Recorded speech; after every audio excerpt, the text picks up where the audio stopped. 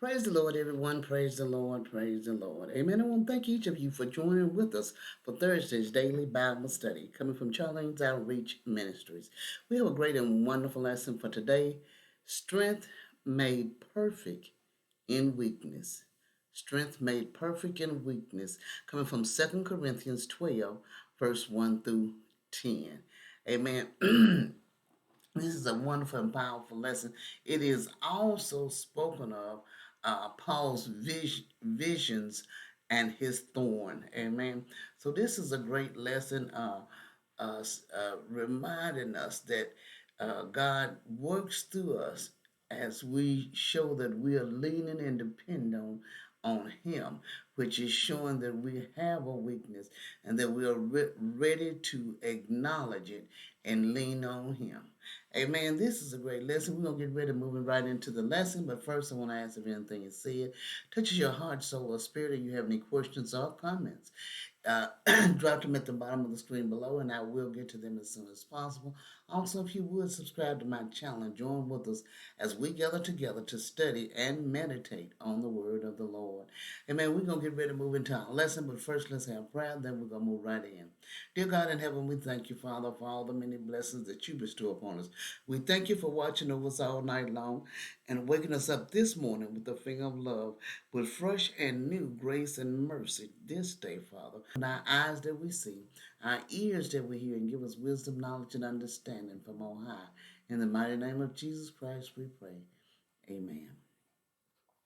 All right. Strength made perfect in weakness.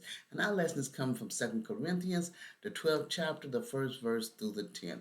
Amen. Paul's vision and his thorn, excuse me. It is, start with verses 1 and 2. It is not expedient for me, doubtless, to glory.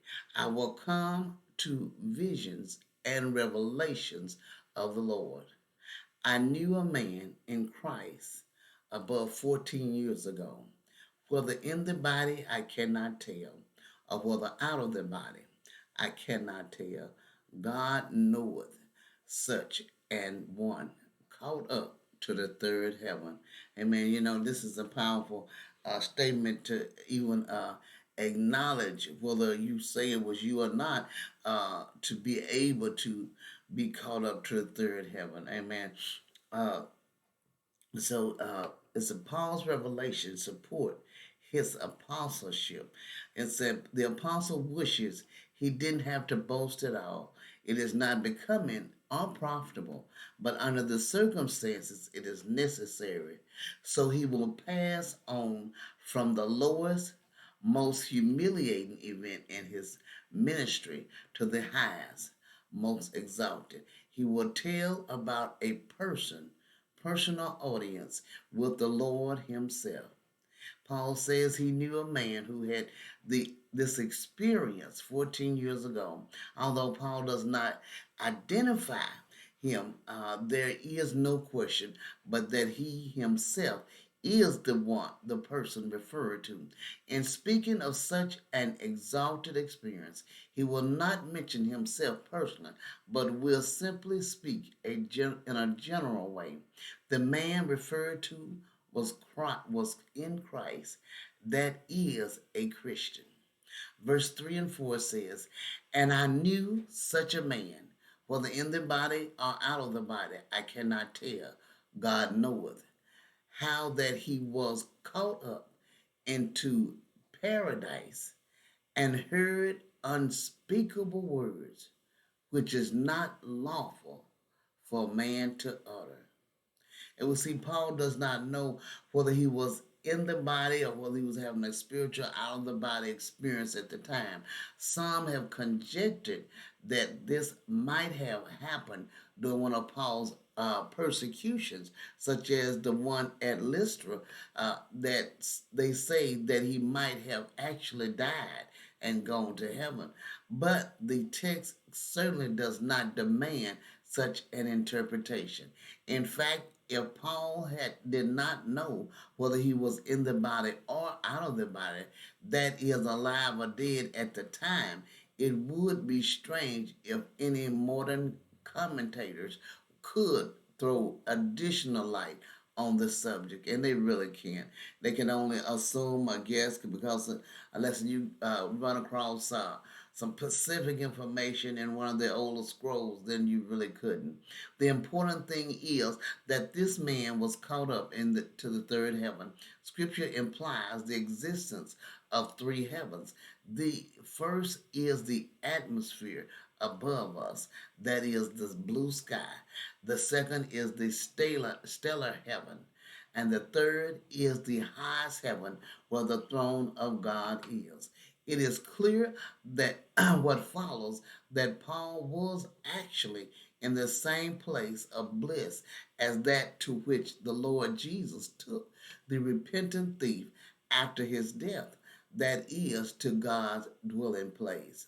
Paul heard the language of paradise and understood what was spoken, but he was not allowed to repeat any of it when he came back to the earth. The words were inexpressible in the sense that they were too scarred important to be uttered and therefore not for publication. Morgan writes, there are some who seem eager to talk of visions and revelations such which they have had.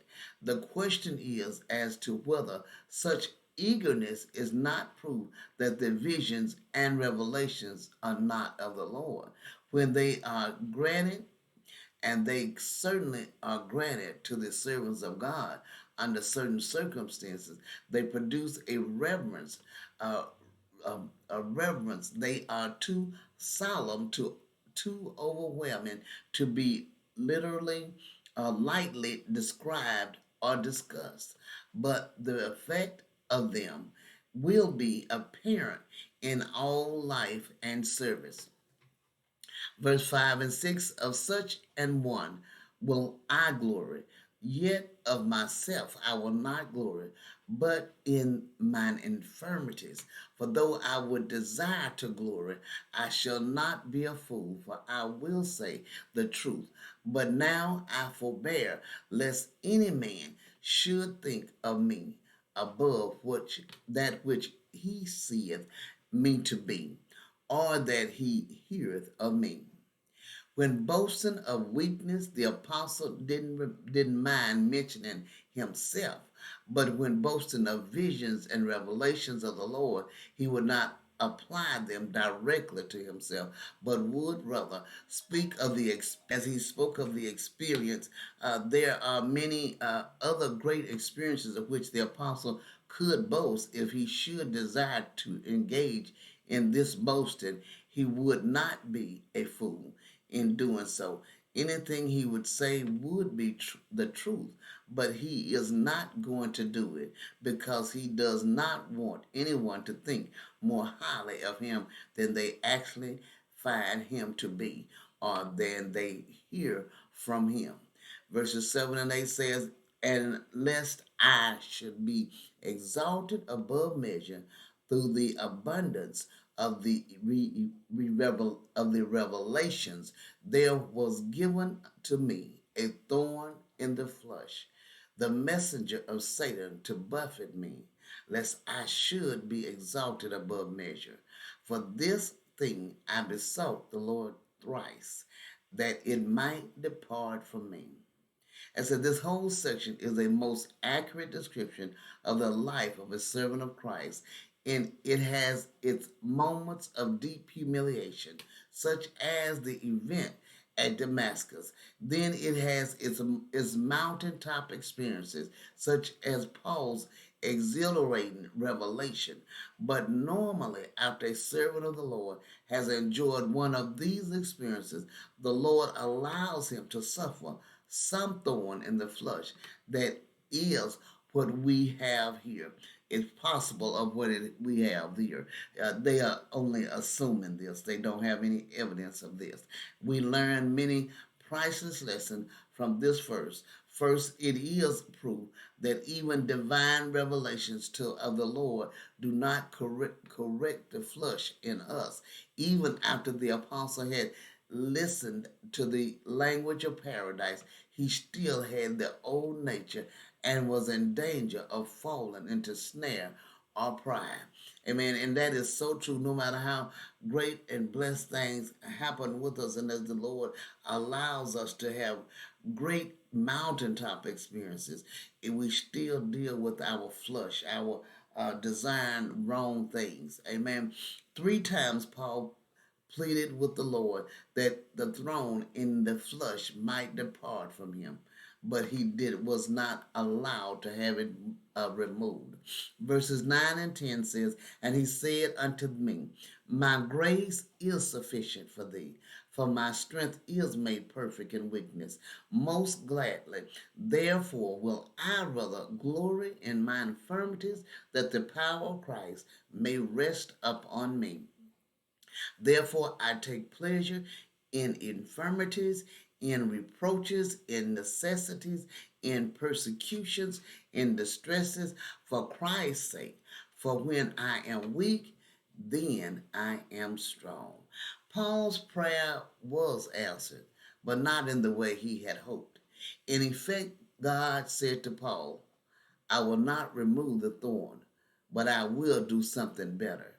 I will give you the grace to bear it. And just remember, Paul, that although I have not given you what you asked for, yet I am giving you what you need most deeply. You want my power and strength to accompany your preaching, don't you?